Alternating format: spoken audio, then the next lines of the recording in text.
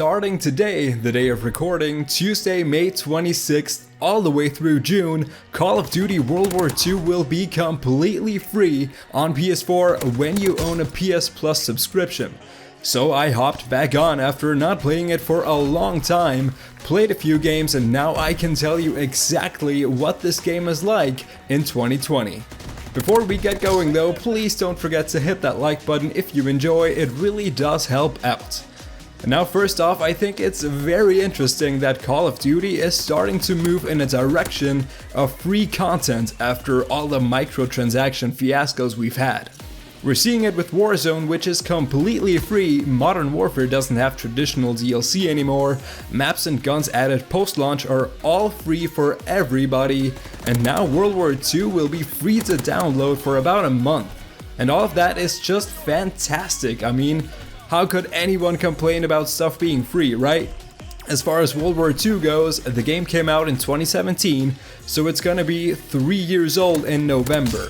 And you might ask yourself, how did the game hold up? Is it worth downloading 3 years later even if it's free? Short answer, yes it is. Absolutely, go ahead and download this game right now. Unless of course freaking Modern Warfare has already taken up all the memory space of your PS4. Honestly, it wouldn't surprise me, but if you have some space left, download World War II. Now I'll be the very first to admit World War II is not exactly my favorite title.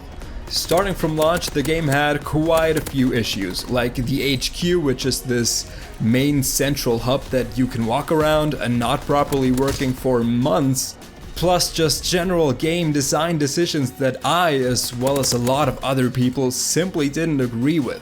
But I have to give them, Sledgehammer Games, all the credit, because they really did turn this thing back around. About 6 months into the game's life cycle, maybe sooner, I'm not sure, they released this big patch that completely overhauled and changed the game towards the way it should be.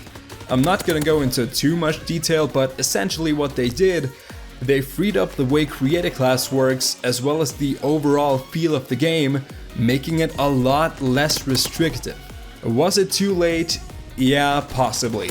But for now the situation couldn't be better because it's actually a good game now, in my opinion, by the way.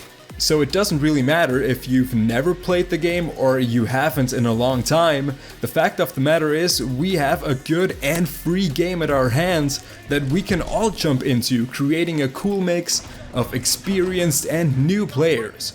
Player numbers in general should be going up quite a bit considering that the game is free. And I'm sure we can all use a bit of fresh air at the moment, so yeah. The maps are very solid. I think they feel more like traditional COD maps in comparison to what we got with Modern Warfare. Piccadilly. The weapons are fun as well, like the PPSH is one of the best SMGs we've ever had. The BAR assault rifle is awesome. There's also this one post-launch weapon called the Volkssturmgewehr that could easily be my favorite of the entire game, but keep in mind that this game runs on, let's call it the old engine. So the guns are not gonna feel as satisfying as in Modern Warfare. They simply can't. So coming from Modern Warfare, that's like the first thing you're really gonna notice, how the guns feel and behave and the recoil and all that. Now before you say, but what about supply drops? Supply drops are terrible, right? Yes and no. Yes, there are supply drops in the game. Yes, you can buy supply drops with COD points. And yes, supply drops can be game breaking, depending on how they're handled, in my opinion. Like, I have a lot of issues with supply drops, but I have to say World War II has the best and most fair supply drop system in COD. Let me explain though. You earn supply drops by playing the game, leveling up, random drops at the end of games from orders which are daily or weekly challenges, etc. In these drops you can get weapon variants which are only visually different and not statistically better, outfits for your character, emotes, and you know the drill, all kinds of stuff. Some really cool stuff actually. When you get duplicates out of your drop, you earn armory credits, which is an in-game currency not tied to real-life money. You also earn credits through challenges or through playing the game essentially. The items you get in supply drops are part of collections, and you can actually go into all these collections and use your armory credits to directly unlock whatever item you want. So to get back to my argument of supply drops being good and bad, I think it can be fun to randomly get epic equipment out of a drop. It's exciting, right? It's fun if there's also the opportunity to directly unlock the things I want by simply spending time playing the game, not money. Everything we just talked about is just multiplayer though, and there's more if MP just isn't your thing. The campaign is an amazing World War II story. I wouldn't talk about things as positively if I didn't actually enjoy them, and I'm a bit world history freak, but this campaign ranks really high up for me. I'm not going into detail, I'm not gonna spoil anything obviously, just if you haven't played this yet, give it a go now, it's great. There's also zombies, well not in campaign and MP, but that's the third mode, the big co-op mode.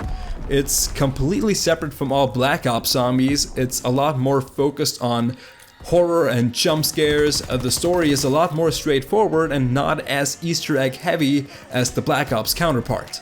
Just try it out for yourself really, and that goes for everything. If you have the chance, if you have a PS4 and you have PS Plus, use your chance, it's free. If you're anything like me, this comes at the perfect time. Gaming wise, I desperately need something fresh right now, even if it's just something I haven't played in a while. And that, my friends, is Call of Duty World War II in 2020. Once again, if you enjoyed this at all, please hit that like button as it really helps me out. Tell me in the comments, are you gonna be playing World War II?